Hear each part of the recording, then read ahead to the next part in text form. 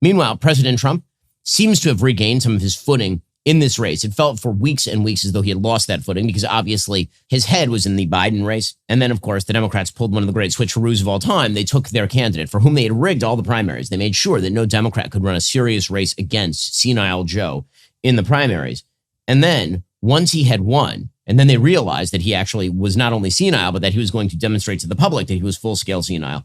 At that point, they decided to dump him over in favor of Kamala Harris. So you can imagine why Donald Trump was thrown by that for several weeks. And he's been sort of struggling to find his footing, struggling to figure out attack lines on Kamala Harris. Well, he gave a very good performance last night. He did a town hall event with Sean Hannity on Fox News. And the town hall event was actually pretty good Trump. He finally seems to be digging down into her policy positions because that's the thing he needs to attack. The thing is, Kamala Harris was picked because she's an empty vessel. She was picked because she is a big nothing burger of a candidate. She looks good on TV and she says nice things off a teleprompter. And then when it comes to her actual politics, they are just as poisonous as anything the Democratic Party has ever put forward at the national level. And Trump seems to be finally concentrating on that, as opposed to all the kind of spurious attacks that are not going to do any good. The attacks on her code switching, for example, is not going to do much, or attacks on her intelligence. People can see that and they'll make their own decision about that. Attacking her policy is going to be the thing that Trump really can do and do with alacrity. He did a lot of that last night. Here was President Trump pointing out that if Kamala Harris is in fact elected president of the United States, you will see the biggest tax increases in American history. And he is correct about this because he passed the biggest tax cuts in modern American history.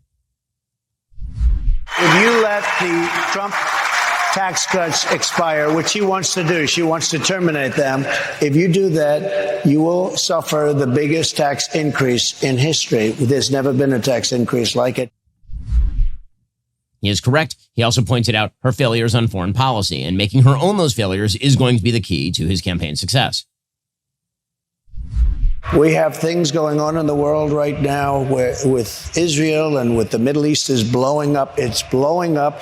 We have Ukraine and Russia. That would never happen. The whole world was a safe place. That was the question they asked Viktor Orban, who's really considered a very strong. They said he's a strong man. Sometimes you need a strong man. He's a strong man. He's the prime minister of Hungary.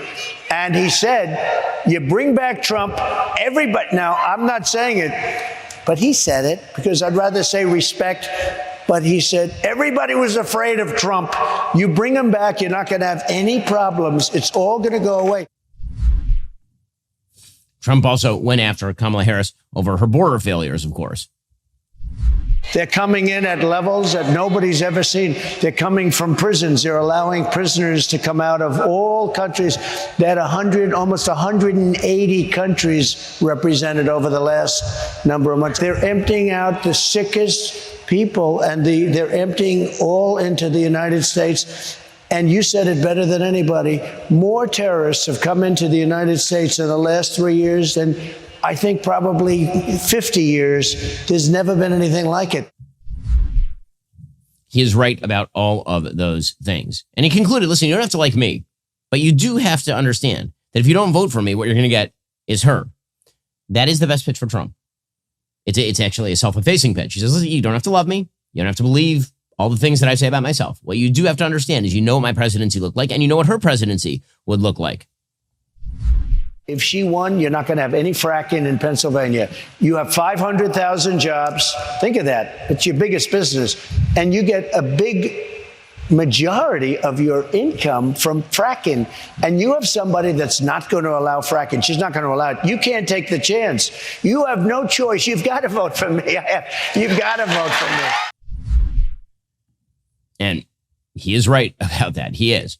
All of Israel right now is mourning the loss of the 6 hostages abducted during the October 7th attacks. Israel continues to be on high alert for a possible major assault by Iran due to security situations. Many major airlines have canceled or suspended flights into Ben Gurion Airport in Tel Aviv. In the event of an attack, Israelis across the country could be forced to spend days or weeks in bomb shelters. While these shelters keep Israelis safe, they need to be equipped with basic essentials for survival. The Fellowship has launched a project to immediately equip bomb shelters with emergency food boxes for Israelis who have to remain there in case of an Iranian attack. 10,000 of these food boxes have been delivered. They're preparing to deliver thousands more. In northern Israel, the fellowship has delivered firefighting equipment, protective equipment for hospitals, 2 bulletproof vehicles, and much more to enhance security and protect both citizens and first responders. They're on the ground. They're working around the clock to fill immediate needs. We are looking for 300 more listeners to join me by donating $100 to meet these urgent security needs. Thanks to a generous IFCJ supporter, your gift will be matched, doubling your impact in the Holy Land. I'm grateful for our loyal listeners. We are super close to hitting our goal. We need all the support we can get. We have a few days left because the match campaign ends September 8th. To give to IFCJ, visit benforthefellowship.org. That's benforthefellowship.org. God bless and thank you. He also sideswiped Tim Walz. There's a bit of a story that came out yesterday when extended members of Tim Walz's family said that they were not going to vote for Tim Walz. They were instead going to vote for Donald Trump. Now, normally I would say that sort of stuff really isn't fair game because who cares? Who cares what the relatives of presidential candidates have to say? But turnabout is in fact fair play. And we've had years of people surfacing every obscure Donald Trump relative to write pieces for The Atlantic about what Uncle Donald was like way back when. So this seems fair game. Here was Donald Trump going after Tim Walz for the fact that his family isn't voting for him. I was so honored today. And she wants a path to citizenship. His brother endorsed me. I saw it. And his whole family. I saw the picture. And honestly, it was a very nice looking family. But his brother endorsed me and the whole family endorsed me. I said, who are all the people? Let me play Kamala. There's something weird with that guy. He's a weird guy. JD is not weird. He's a solid rock. I happen to be a very solid rock. We're not weird. We're other things perhaps, but we're not weird. Now that is what Trump is returning to. That's the best that Trump has been in a while, and he showed it last night. Meanwhile, again, Kamala Harris is just running away. She's running away from all questions. She's running away from her own policies, as we'll see in just a moment.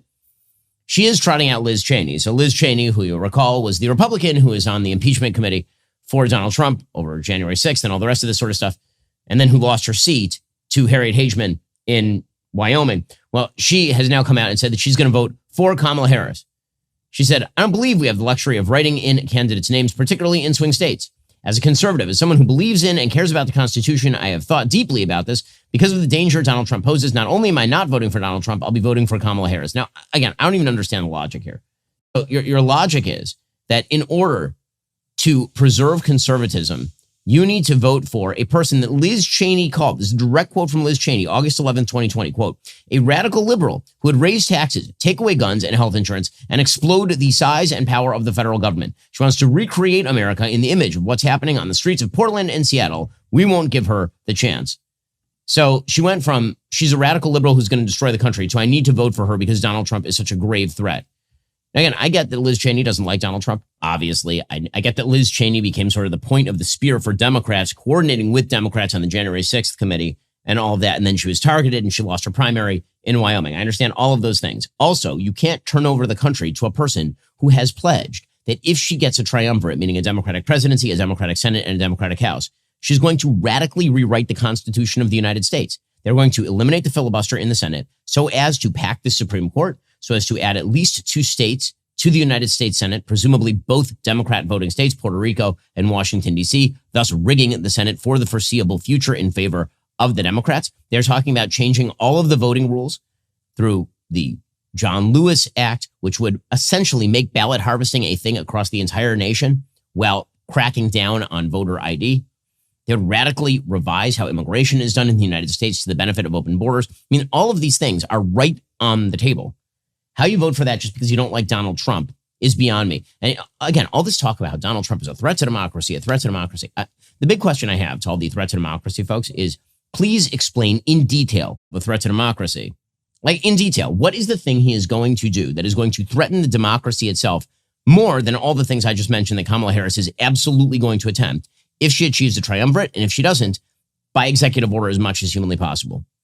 Who abused executive power more, Donald Trump or Joe Biden? The answer there is perfectly obvious. Joe Biden used the Occupational Safety and Health Administration in order to try to cram down vaccines on 80 million Americans. And only because people like us, we here at the Daily Wire, actually sued the Biden administration was that stopped. Joe Biden has repeatedly attempted to defy the Supreme Court by simply alleviating student loan debt, by simply waiving it. Joe Biden has used executive power in order to open up the southern border, and then he has attempted to sue states to prevent them from enforcing immigration law. And Joe Biden's abuse of executive power, his DOJ going after his presidential rival, his chief opponent, for jaywalking, it's astonishing. And yet we're supposed to believe that Donald Trump, because he said and did bad things between November and January of 2021, and then there was, in fact, a peaceful transition of power. See, it's called the peaceful transition of power when the transition of power is supposed to happen on January 20th, and then it happens, and the army doesn't intervene, and there's no actual coup. That's what a peaceful transition of power is. Whether or not the former president shows up at the inauguration, or whether he's happy with it or not. So what is that? Also, what is the going theory? Is the going theory here that if Donald Trump were to be reelected in 2024, that he would somehow attempt to stay in office in 2029? Is that really the going theory, that Donald Trump is going to run for a third term illegally in violation of the Constitution? You have to be high on your own supply. Are you tired of the lies and the twists of the mainstream media talking points? Yeah, me too. Join me in my newest series, Fact, where I dismantle and bring truth to this tiring mainstream agenda.